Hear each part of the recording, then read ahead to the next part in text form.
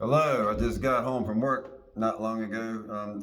I was out in my car earlier on my dinner break, eating my Chef Boyardee ravioli from a can at car temperature with a plastic spoon, as always, when the idea struck me that I needed to read two books back to back immediately. So I hopped over to Amazon and clicked on those books and saw that they were $15 a piece. And I was like, fuck yes, I will spend $30 for two ebooks because we're talking Cormac fucking McCarthy, yo. I'd been meaning to read The Passenger and Stella Maris anyway. I'd just not gotten around to it yet. And then, of course, Cormac sadly passed away recently. And I was like, fuck it, man. I'm just going to read them both right now, back to back. So those will be my next two reads, The Passenger and Stella Maris. I'd never even heard of Cormac McCarthy until a long time ago. Now, I had been reading a Jack Ketchum interview in which he was talking about a book he had written a long time ago.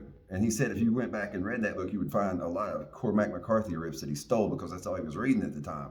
And I was like, fuck, dude, if Cormac McCarthy was influencing Jack Ketchum, I need to be reading Cormac McCarthy. So I went and found some Cormac McCarthy books, and the first one I selected was Outer Dark because I love the title. Oh my God, that remains to this day my favorite Cormac McCarthy novel. So yeah, if we're ranking McCarthy novels, I'll go 1, Outer Dark, 2, Child of God, 3, No Country for Old Men, 4, Blood Meridian, and 5, The Road. And the rest are kind of hit or miss for me, but even the ones that were not hits for me, I never in any way felt that I was wasting my time at all reading anything Cormac McCarthy ever published. I mean, Cormac was on some other shit, dude. I mean, his prose was fucking biblical, man. And I know a lot of people have problems with his minimal punctuation and lack of quotation marks, but I never had a problem with any of that. I mean, and I never had any trouble knowing exactly who was saying what. But I do admit that a lot of Cormac's prose went right over my head. You know, it never pulled me out of the story because I was always like, Brian, man, Cormac's just way smarter than you, man. Don't worry about it. Just shut the fuck up and keep reading. So that's what I would do. And like I said, it never pulled me out of the story because Cormac McCarthy was such an all-world storyteller.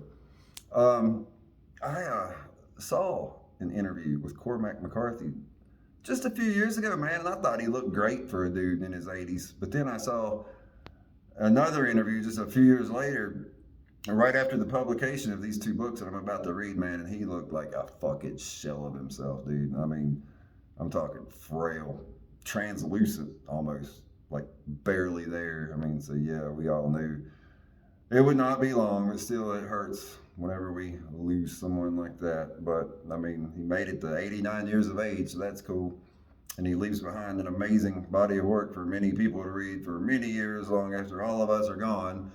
So that's cool, and he leaves a legacy as one of the greatest of fucking writers, American or otherwise, to ever do it.